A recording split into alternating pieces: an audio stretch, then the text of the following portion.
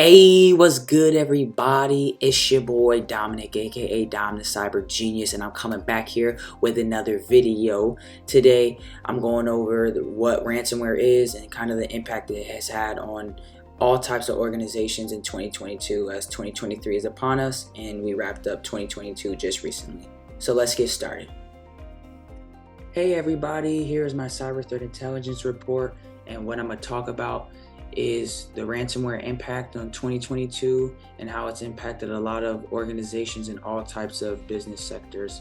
So as we all know, it's the start of January of 2023. We're in the new year. There's already a bunch of cyber attacks going on, which is crazy to think about, but it's always good to reflect back on the previous year and what actually happened, the amount of attacks that were happening, what was the one tactic or technique that attackers kept using, or what was the type of malware that was being distributed. And the biggest one that I was seeing was ransomware. And this is kind of what this report is about. It's just how it's been affecting over hundreds of organizations in the government, education, and healthcare sectors, right?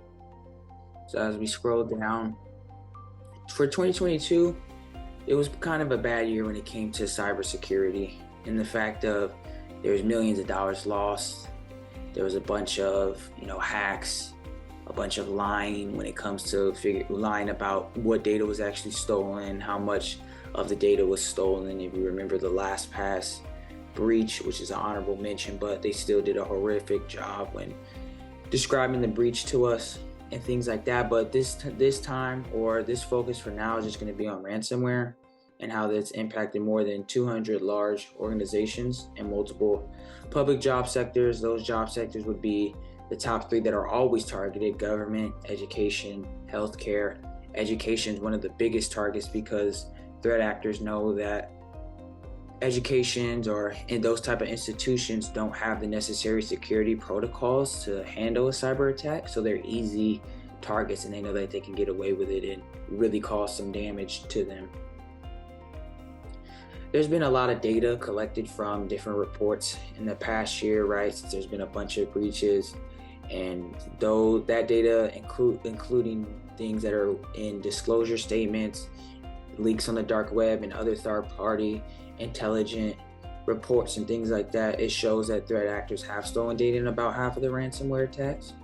So that means if there was only let's say 100 ransomware attacks, which there wasn't, then that means at least a threat actor stole data in 50 of them, which is a really, really, really big number.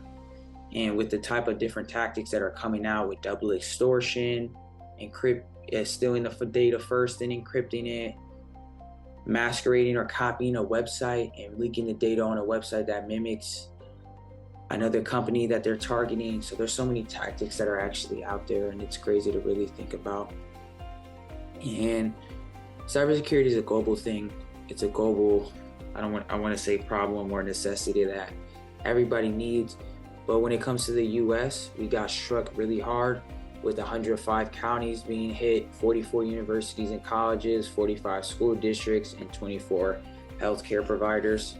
And that's not even really accurate. The cybersecurity known as EMISOFT, hopefully I'm saying that correctly, has stated that the statistics that are listed in the documents listed above, like the data, like reports and disclosure statements and things like that, that they're underlined and they're not even telling a full story due to companies not coming out about breaches, wanting to stay secret, underplaying what was actually stolen and if anything was actually really affected, and then people just not reporting them, or just some that are just still ongoing and that we haven't even known about, or ones that we don't even know about because the company hasn't even figured it out yet, and the attackers are that tricky or that sneaky, if you want to put it that way. They were also saying that the number in the end of the year report on the state of ransomware in the United States, they were saying that it should be considered conservative due to what I was saying earlier, with them not being able to disclose a lot of the breaches, or them purposely choosing not to disclose any of the breaches that have been happening. So it's kind of not really as accurate when it comes to that trend and things like that. They were also saying that companies in the public sector that are affected by ransomware incidents are more likely to be disclosed, which then allows for more consistent data and allows us to look at the different data to see maybe if private sectors were affected just as much. Now, when it comes to the tactics, techniques, and procedures, these are the ones that I kind of got, or that I drew up.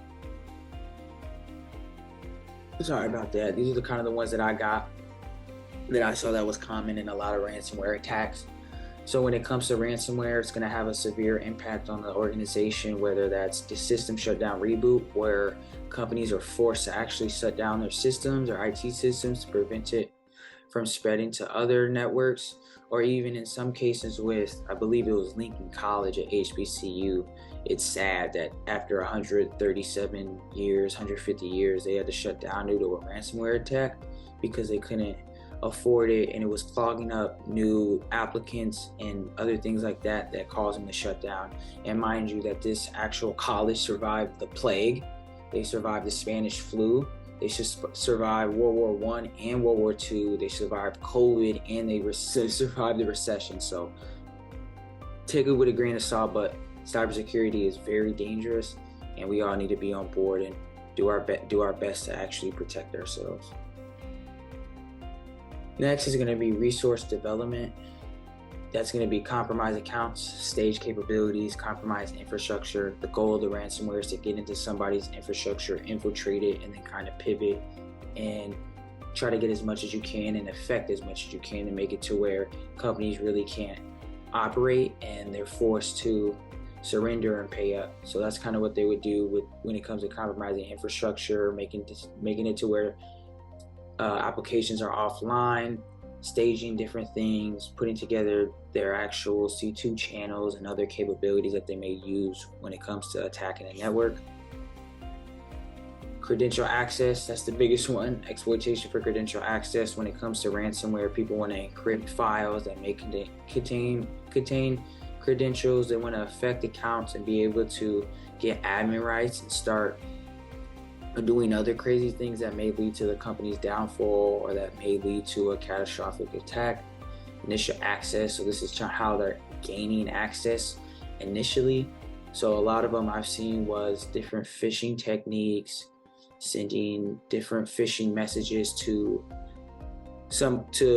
many accounts, and then sometimes, no matter how much training you have, somebody's gonna have a bad day and people have clicked on those links, which allowed the threat actor to deploy whatever payload they have and cause it to, spread ransomware throughout the whole network, which is crazy to think about. And it sucks when you see these frightening and sad stories of healthcare, people having to cancel people's surgeries or ship them off to another hospital that's 40 minutes away when they're in dying need of surgery. So if you never thought that cybersecurity can cause deaths, it can. So it's excuse my language, but it's mess the fuck up. So besides that, trusted relationships, pretending to maybe be IT support, pretending to be a vendor that is working with the company, and then using different fake websites and masquerading tools and typo squatting websites and domains to make it look like it's coming from somebody that they know, when in reality it's not.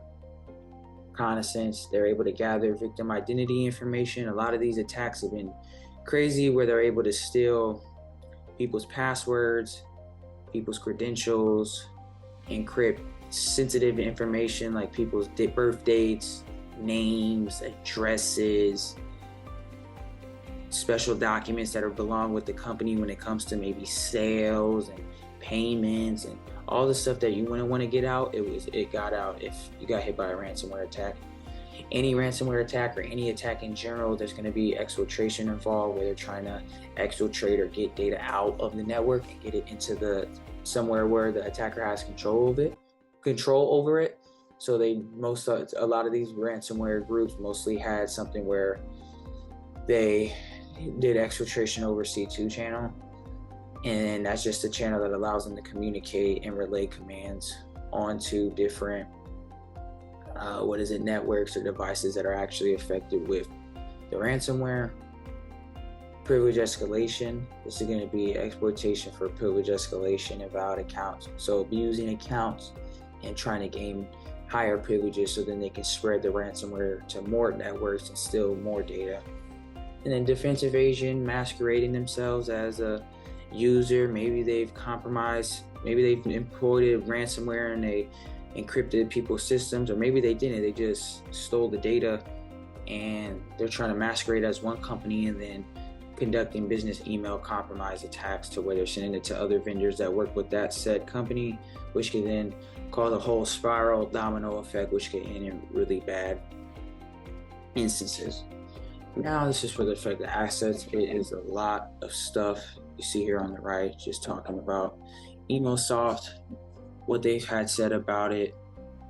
And this is kind of just going into how ransomware has affected everything.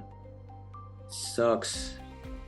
These are the 3 most attacked organizations or sectors in the world because they offer so much data. They have so much sensitive data. Our kids are in school, parents are in school, parents work in the healthcare industry. Everybody's going to have to be healthy at some point or need medicine. So that's why healthcare is so sensitive. Government, because they have the most power and the most sensitive documents to the US, which then if that got into the wrong hands, they can use it to infiltrate our national security, which is a really big no-no and horrible news, and that could cause even cyber warfare due to them, not taking care of their data. But as going for that, just to put it all in simple, 2022 was a rough year. It was rough for both the public and private sectors. Nobody's safe, no matter if you're big, small, medium, you're not safe. Small ones are more at risk because threat actors know they can't handle an actual attack and can actually get away with it and most likely get a ransom up out of them. Right? So what I'm about to be going into is just the amount of schools, universities, healthcare organizations, and different counties that have been hit by ransomware attacks. And when they've been hit, this has resulted in millions of dollars being lost, thousands of customers and employees' data being leaked, and even in some cases that are really sad, like Lincoln colleges, universities were forced to shut down. Just wanted to relay some stats. 2022 saw a bigger growth than 2021 compared to the ransomware attacks that were going on in 2021. The attacks that hit local governments grew from 77 to 105. It is noted that, take that with a grain of salt, EmoSet has also stated that only one company has paid a ransomware. That was in, I believe they were in the government, they were in the school industry or education sector, and it was Quincy MA, and that led to them losing over $500,000 in revenue. Ransomware has also hit 89 organizations in the education sector, including school districts and universities, and they've also hit 44 universities and colleges and 45 school districts that were affected. And in about 58 of those attacks, I believe 45 school districts were affected, they were saying. So a lot of that, and that's not even enough, and that's just a small number, right? If there's more, they even said it's been in the thousands, and who knows how far it's gone.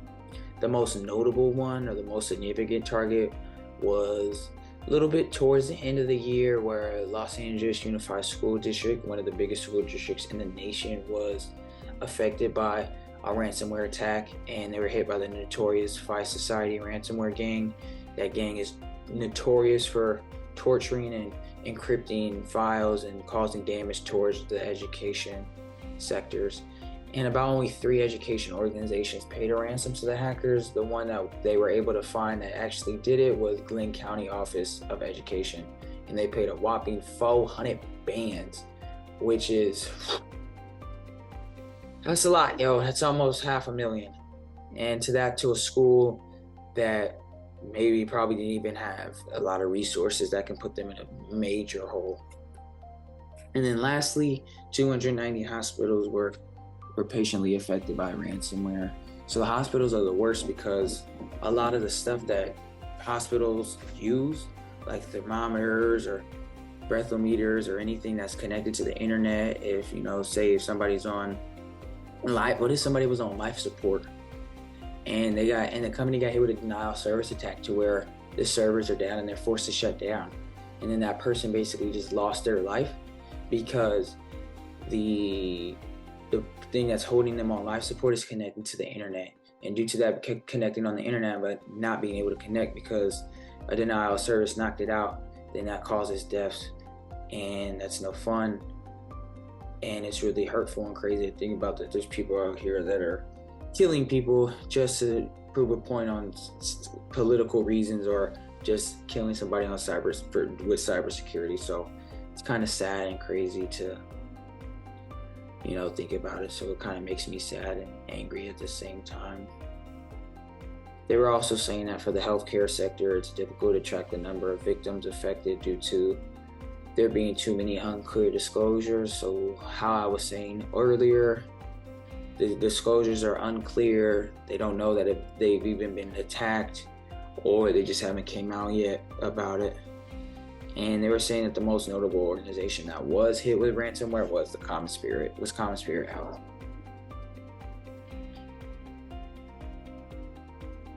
Last part, for the mitigation and response.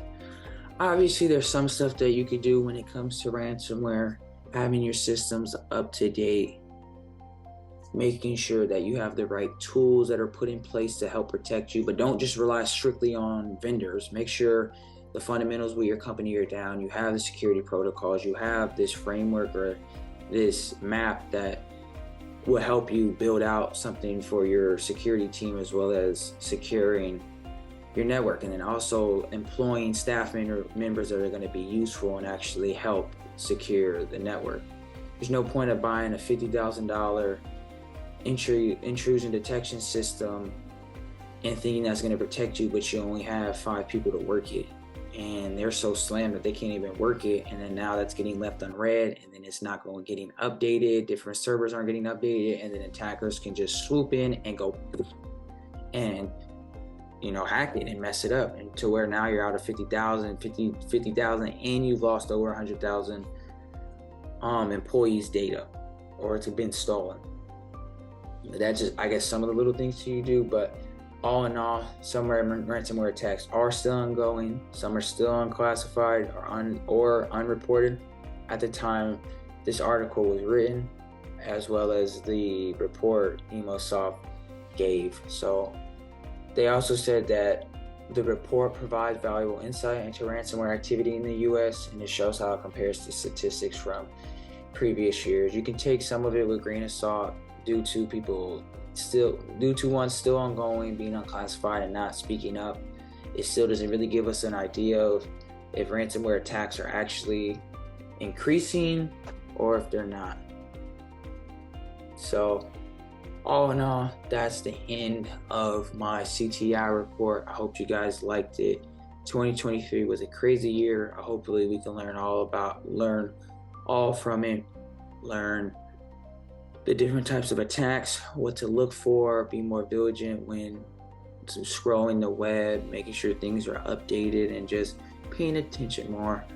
I feel like it just starts at the end user, and if end users can take the time and actually just pay attention, and companies actually give out alerts and things like that to help the end user, then it'll make it so much easier. And then it's on the company to kind of put in strict protocols, but it may be less convenient, but you have to give up conveniency when you want to be secure. So if companies can add certain things like making 2FA mandatory, or coming out with good amount of updates and things like that, or whatever they feel like is going to help, they should do it. So that's really it for me.